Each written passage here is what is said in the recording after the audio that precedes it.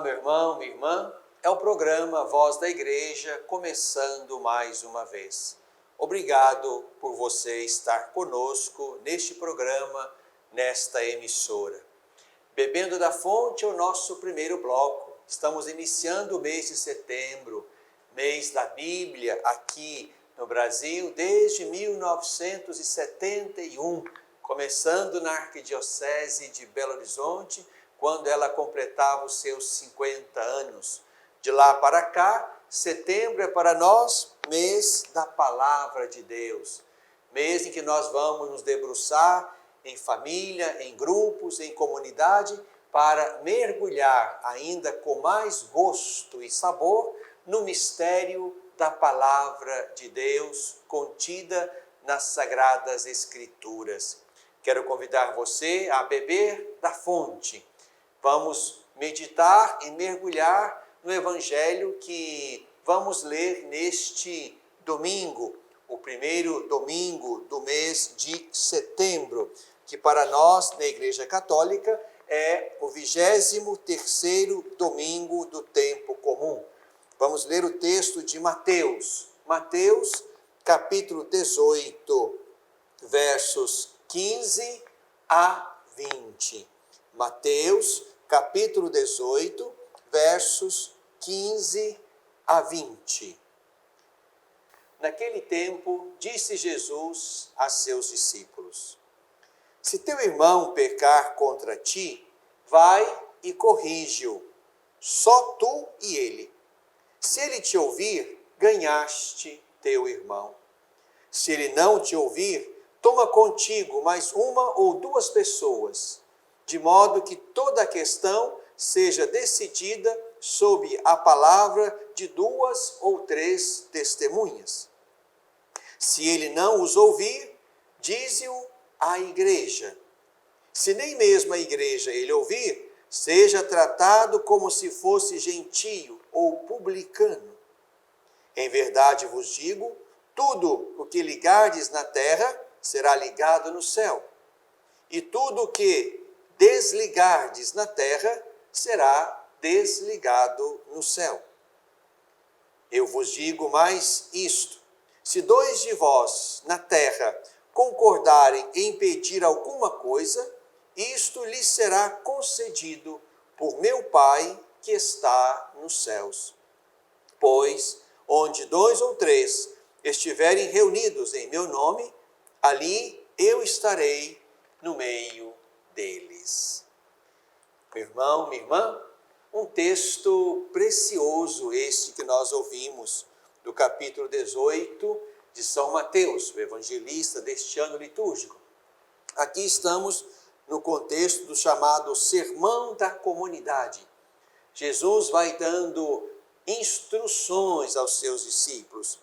Fala primeiro acerca da questão de quem é o maior no reino dos céus. Depois trata da questão do escândalo. Depois trata da busca pela ovelha que se perde, falando aí dentro desse contexto, desses 3 primeiros ensinamentos, também sobre o cuidado com os pequeninos, de modo que nós não escandalizemos os pequeninos. E aí Jesus entra na sessão que nós hoje partilhamos, a correção fraterna, a oração comum. E o ensinamento segue acerca do perdão. E aí se conclui então esse chamado Sermão da Comunidade. Jesus quer formar os seus, de modo que aqueles que, tendo professado a fé na direção dele, não simplesmente tenham um mestre, mas sejam fiéis ao coração e à mente daquele mestre que ele é para os seus discípulos. De modo que não sejam os critérios humanos que decidam sobre quem é o maior, ou também não seja uma mente pervertida e liberal que consinta com qualquer tipo de comportamento, ou que não leve em conta o cuidado dos pequeninos, ou que não se interesse pela ovelha que se perde, ou que não está preocupado com a correção fraterna, enfim. Jesus não quer que seja qualquer sentimento ou critério aquele que oriente a mente e o coração dos seus discípulos, mas ele mesmo se ocupa de dar o direcionamento, ele mesmo se ocupa de mostrar os sentimentos, os valores, os critérios com os quais os seus discípulos devem construir a história e a vida neste mundo, no seguimento do seu mestre. Aqui então nos encontramos, meu irmão, minha irmã, com uma situação particularmente importante, aquela da correção fraterna. Nós não somos perfeitos, nós estamos todos num caminho de conversão, nós temos um mestre que é Jesus e vamos atrás dele, cada um fazendo no seu tempo a sua história de conversão e de santidade, de engajamento e de pertença. São, digamos assim, movimentos que cada um vai fazendo no seu tempo e segundo a sua maturidade humana e espiritual. Por isso, a correção fraterna é sempre algo oportuno e importante, que ajuda o irmão e também nos ajuda, se somos nós os corrigidos, a fazermos com seriedade o nosso caminho de seguimento e de conversão. Jesus então apresenta, digamos assim, os passos para a correção fraterna.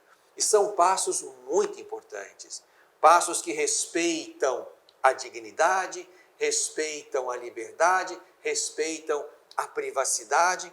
São passos que vão sendo dados no sentido de ampliar o cuidado daquele que está sendo corrigido. Começando do cuidado de um para um, atingindo o cuidado da igreja sobre aquele irmão que precisa de correção. Jesus então vai dizer no texto de hoje que se o teu irmão pecar contra ti, vai corrigi-lo. Primeiro passo, em particular, a sós contigo, diz Jesus. Este é o primeiro passo bonito de qualquer correção fraterna. Não precisamos dar publicidade, como se gosta de fazer hoje, sobretudo a partir das mídias. Não se dá publicidade àquilo que o irmão tem de fraqueza ou aquilo que porventura tenha sido o pecado dele contra mim. Rede social não é o lugar de fazer correção fraterna.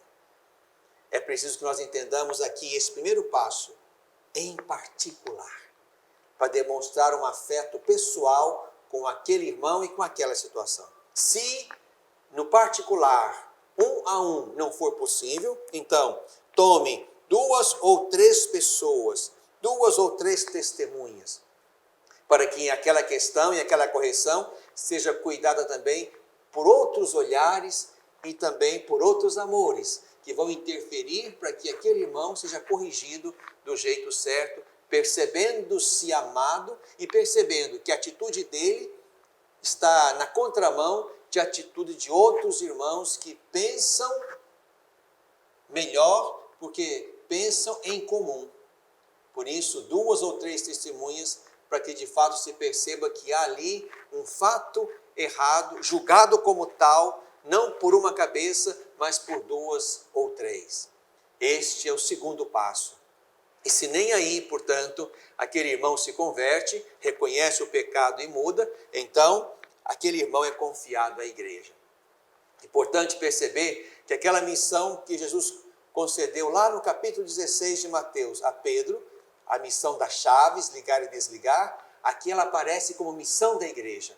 A missão da igreja de ligar e desligar. Certamente mais de ligar do que de desligar. O nosso empenho é para ligar. Manter aquele irmão ligado a Jesus e por ele ligado ao Pai e ao céu. Mas haverá também a decisão doída e sofrida de desligá-lo se ele não quer fazer o caminho de conversão, de adesão e de seguimento.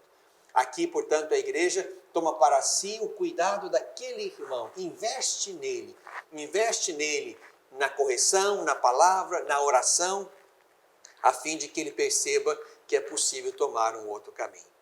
Portanto, passos importantes que nós precisamos dar também na correção fraterna de hoje.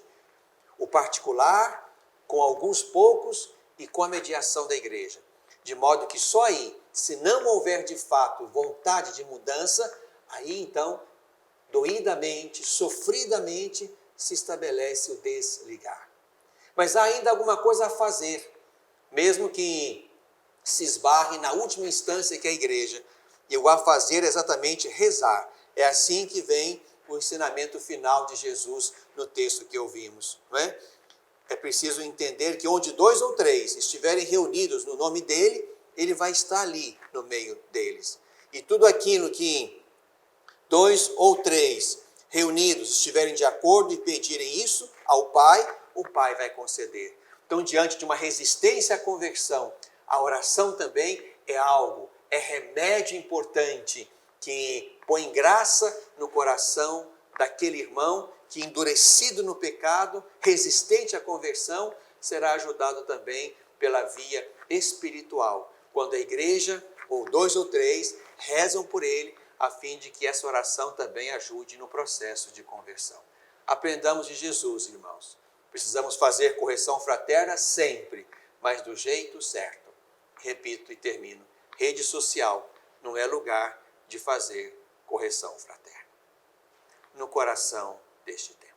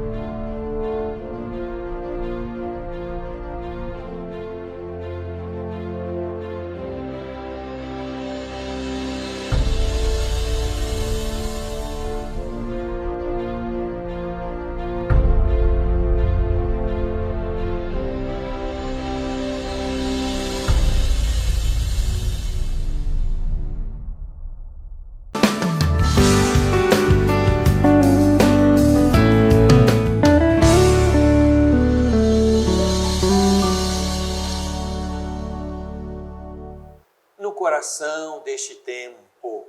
Estamos no mês de setembro e no coração deste tempo quero trazer para a nossa memória de fé 2 eventos importantes. O primeiro evento, o Dia e a Semana da Pátria. O segundo evento, o mês da Bíblia que nós estamos iniciando. Tomemos primeiro, portanto, este evento que para nós é marcante e importante. Na próxima segunda-feira, 7 de setembro, celebramos a festa da independência do Brasil, a Semana da Pátria. E aí, meu irmão, minha irmã, quero convidar você para um olhar de fé sobre esta data, um olhar de fé sobre a nossa pátria. Vivemos tempos difíceis, desafiadores, obscuros em muitas situações, polarizados.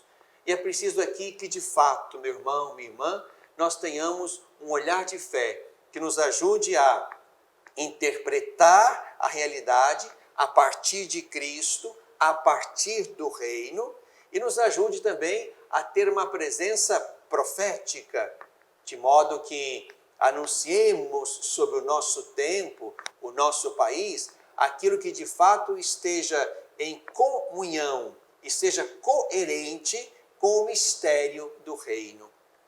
O Vaticano II nos ensina que há uma bonita relação entre o progresso terrestre e o reino de Deus, levando-se em conta que, de fato, quando a sociedade humana se organiza, se mostra ordenada em medida cada vez maior, isto também facilita e expressa com mais visibilidade o reino de Deus. Portanto, o progresso humano, que avança na direção certa e com valores e critérios certos, esse progresso humano é também uma expressão bonita do crescimento visível do reino de Deus na história. Mas estamos diante, portanto, de um tempo que exige de nós todos, independente da nossa ideologia, do nosso partido, da nossa postura, um tempo que exige de nós algumas atitudes importantes. Por isso, lá no mês de abril, a Conferência Nacional dos Bispos do Brasil propôs um pacto pela vida e pelo Brasil. E não é um pacto que fazemos só nós, né? Os bispos ou as comunidades católicas conosco, mas um pacto que deve ser aberto a todo brasileiro, brasileira que, ciente deste momento, de fato se coloque numa postura de comunhão, de pacto, de aliança em vista de um Brasil que queremos e, mais ainda, um Brasil que Deus quer, de modo que a nossa pátria seja um lugar onde os filhos e filhas de Deus possam fazer uma história que os coloque sempre mais dentro do mistério do reino. Este pacto pela vida e pelo Brasil nos faz entender que estamos numa grave crise. Digamos assim, uma crise de muitas faces e formatos do nosso tempo. Estamos numa crise sanitária, econômica, social, política, por que não ética. Estamos num tempo de crise, grave crise. E neste tempo de crise, é importante que nós saibamos retomar com força ainda maior a solidariedade e a dignidade humana, assentadas num diálogo sempre maior em vista do bem comum. Não podemos perder de vista o bem comum. Este é um critério fundamental da doutrina social da Igreja, levando em conta, sobretudo, aqueles mais pobres e mais vulneráveis, e por isso mesmo são assim em vista do descuido, em vista da falta de atenção mais profunda e atenta à realidade na qual esses irmãos vivem. É, portanto, necessário que nós criemos um grande diálogo, mediado e, por que não, presidido pelo governo federal, a fim de que as várias instâncias da sociedade possam se encontrar, possam conversar, possam encontrar caminhos que nos ajudem neste amplo diálogo a encontrar soluções duradouras, autênticas, solidárias, dignas para as grandes problemáticas do nosso tempo. É verdade que a pandemia nos jogou dentro de uma disciplina de isolamento social. e há quem esteja vivendo isso com maior ou menor seriedade. Mas, para além disso, é preciso entender que precisamos, sim, implementar políticas públicas de proteção social. Não basta o cuidado particular, o isolamento particular. Nós precisamos de políticas públicas que resguardem e estimulem o cuidado da vida e a proteção de todos. Precisamos, portanto, numa instância de diálogo, e um diálogo que seja promovido verdadeiramente pelo governo federal, como aquele que tem a missão de ordenar a sociedade, respeitando os vários poderes da República. Esse diálogo é o meio pelo qual podemos encontrar, sim, caminhos para este tempo em que nós vivemos. Nessa Semana da Pátria, portanto, somos chamados exatamente a isto, meu irmão, minha irmã, a juntar esforços públicos e privados, dos setores políticos, dos setores da sociedade civil, das religiões, dos grupos organizados da sociedade, encontrar caminhos para que, de fato, com esforços de todos, nós possamos cuidar de cada um, sobretudo da população mais vulnerável da nossa pátria. Políticas públicas que garantam a saúde do nosso povo, como também políticas públicas que garantam a saúde da nossa economia, de modo que possamos levar adiante com seriedade esses dois pilares da vida social, com a primazia da vida humana. Aqui é preciso resguardar isto. Nós entendemos que a primazia é do trabalho e não do capital, é do ser humano e não do dinheiro, é da solidariedade e não da competição, é da pessoa humana e não da economia, levando em conta que precisamos articular bem estes pilares de modo que não haja nenhum tipo de distorção ou de inversão de valores aí. Portanto, o Pacto pela Vida e pelo Brasil quer ser uma grande proposta de aproximação, de diálogo, a fim de que os vários segmentos da nossa sociedade possam pensar nossa pátria e encontrar para ela caminhos de progresso, de justiça social, levando-se em conta a dignidade humana e o bem comum. Este é o primeiro evento. O segundo evento para nós importante nesta semana e no início deste mês de setembro é exatamente a Palavra de Deus. É o mês da Palavra de Deus, o mês da Bíblia. Por isso, quero convidar você, meu irmão, minha irmã, a dedicar também tempo para esta atividade importante no mês de setembro. A cada ano, nós nos debruçamos sobre um fragmento da Bíblia, da Palavra de Deus. E neste ano, quero convidar você a mergulhar numa palavra oportuna do livro do Deuteronômio, que vem para o foco neste mês de setembro de 2020. E o versículo que vai nos motivar a penetrar o mistério da Palavra de Deus, da Bíblia Sagrada, é exatamente o versículo 17 do capítulo 15 do Deuteronômio. 15, versículo 17. Visto que nunca faltarão pobres na terra em que moras, eu te ordeno. E este é exatamente o lema deste mês. Abre tua mão para teu irmão, teu necessitado, teu pobre em tua terra. Repito. Visto que nunca faltarão pobres na terra em que moras, eu te ordeno.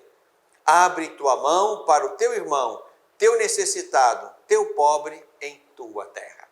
É sobre este versículo que nós vamos visitar dentro deste grande patrimônio que é o Deuteronômio, não é? Que faz parte do Pentateuco da nossa Bíblia cristã católica, né?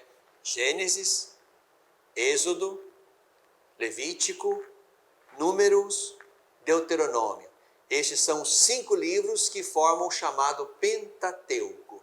E aqui, neste livro, chamado também de Segunda Lei, e vamos ao longo deste mês meditar também um pouco isso, como você também poderá fazer isso aí no seu grupo de reflexão, com seus amigos, com seu grupo de igreja. Esse livro do Deuteronômio quer nos ensinar o caminho da lei do Senhor. E na lei do Senhor, 2 coisas são importantes: o culto a Deus, a fidelidade a Deus, mas também o cuidado e o amor com os irmãos da terra. Abre tua mão para o teu irmão, teu necessitado, teu pobre, em tua terra. A nossa fé nos ensina a criar uma relação fecunda com Deus e uma relação misericordiosa, samaritana com os irmãos. Ao longo deste mês, nós vamos meditando isso. E se você já pode, tome aí e vá lendo um pedacinho a cada dia desse belo livro, 34 capítulos.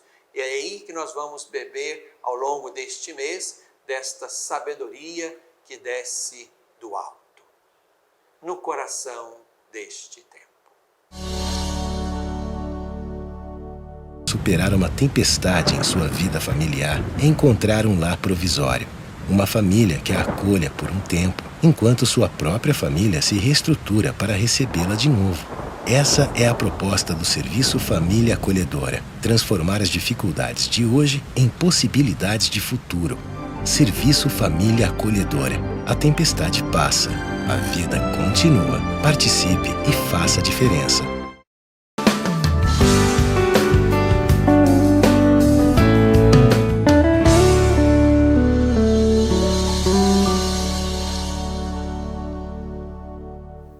Na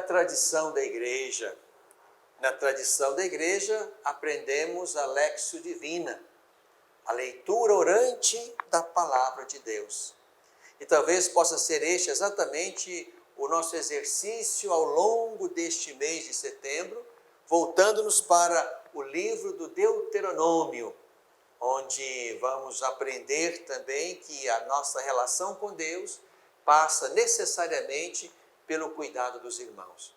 Por isso, quero mais uma vez, brevissimamente, convidar você a saborear os 4 passos da leitura orante da palavra de Deus. O primeiro passo é a leitura. Pegue um texto do Deuteronômio e vá fazendo a leitura. 1 vez, 2 vezes, 3 vezes. Até, quem sabe, você conseguir ter na mente aquele texto. Por isso não é bom que seja um texto longo demais. Leitura, mas uma leitura que o leve algumas vezes a passar por aquela palavra revelada. O segundo passo é a meditação. Agora, tendo lido 1, 2, 3 vezes, você já consegue perceber que algumas palavras são fortes, são importantes, são repetidas, algumas palavras chamaram a sua atenção, então destaque essas palavras. Ou destaque estas reações, estes sentimentos, essas posturas dos personagens que estão ali naquele texto. A meditação é para você, de fato, perceber que ali, naquele texto, há alguma coisa que lhe chamou mais a atenção. Esse é o segundo passo. O terceiro passo é exatamente a oração.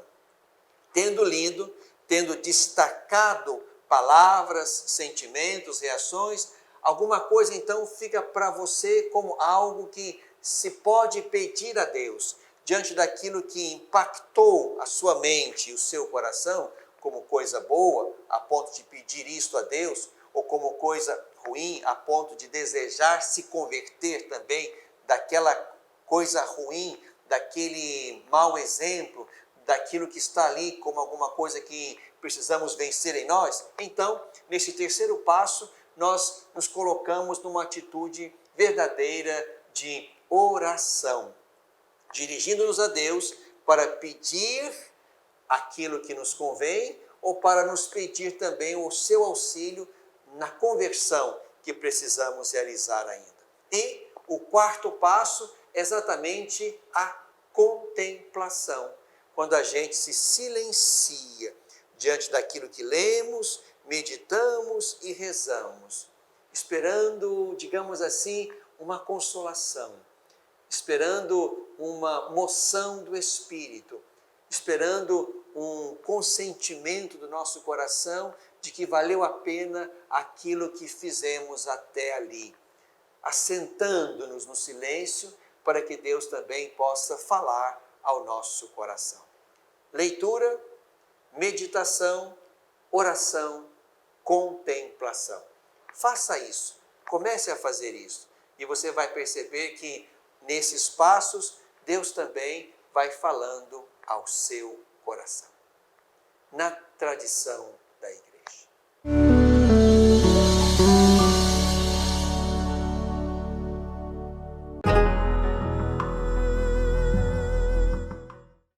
Pornografia infanto-juvenil é crime. Todo aquele que produz, vende, publica, divulga de qualquer forma ou até mesmo armazena vídeos ou fotos pornográficas de crianças e adolescentes pratica crime grave e está sujeito a uma pena de até 8 anos. Se você teve contato com esse tipo de material pelas redes sociais, jamais passe adiante.